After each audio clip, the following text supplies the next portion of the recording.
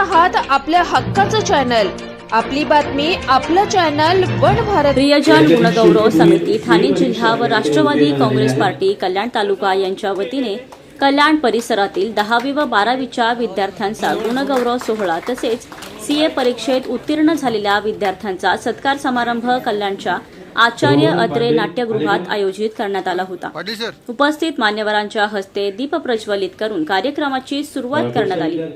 यावेळी कार्यक्रमाला बिर्ला महाविद्यालयाचे प्राचार्य अविनाश पाटील, राष्ट्रवादी काँग्रेस पार्टीचे महाराष्ट्र प्रदेश उपाध्यक्ष प्रमोद हिंदुराव, ठाणे जिल्हा युवक अध्यक्ष प्रतीक हिंदुराव, युवा नेते सौरभ हिंदुराव, प्रदेश सरचिटणीस रमेश हनुमंते, प्रदेश सचिव प्रसाद महाजन, प्रदेश उपाध्यक्षा माया कटारिया, महिला जिल्हाध्यक्ष रश्मी कोळी, प्रशांत सदाशिव सासरे, आदींसह राष्ट्रवादी काँग्रेसचे कार्यकर्ते तसेच विद्यार्थी व पालक मोठ्या संख्येने उपस्थित होते। समितीच्या वतीने गेले 30 वर्षापासून गुणी आणि गुणवंत विद्यार्थ्यांचा सत्कार समारंभ आम्ही करत असतो।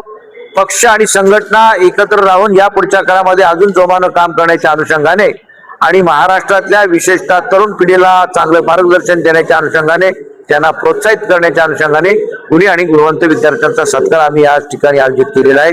चांगल्या प्रकारचा उत्स्फूर्त असा प्रतिसाद आम्हाला मिळत आहे आणि म्हणून या पुढच्या काळामध्ये 10वी 12वीच्या नंतर सुद्धा मार्गदर्शन केंद्र सुद्धा संघटनेच्या माध्यमातून सुरू करण्याचा आमचा संकल्प राहणार आहे। आमचे नेते आदरणीय अजितदादा पवार साहेब आमच्यातनं निघून गेलेले आहेत।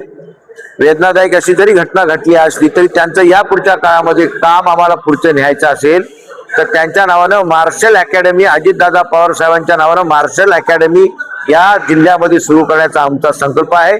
युवा पिढीच्या माध्यमातून चांगल्या प्रकारचे सैनिकी शिक्षण आम्हाला या पुढच्या काळामध्ये द्यायचं आहे आणि पोलीस भरतीपूर्व प्रशिक्षण महिला आणि युवतीसाठी सुद्धा करण्याचा आमचा संकल्प राहणार आहे। आणि हे करत असताना तरुण पिढी पुढे गेली पाहिजे आणि देशाच्या रक्षणासाठी त्यांनी कार्य केलं पाहिजे, अशा प्रकारची मानसिक धारणा आमची आहे आणि मला विश्वास आहे की या सर्व गोष्टीसाठी आपलं सर्वांचं सहकार्य अपेक्षित आहे।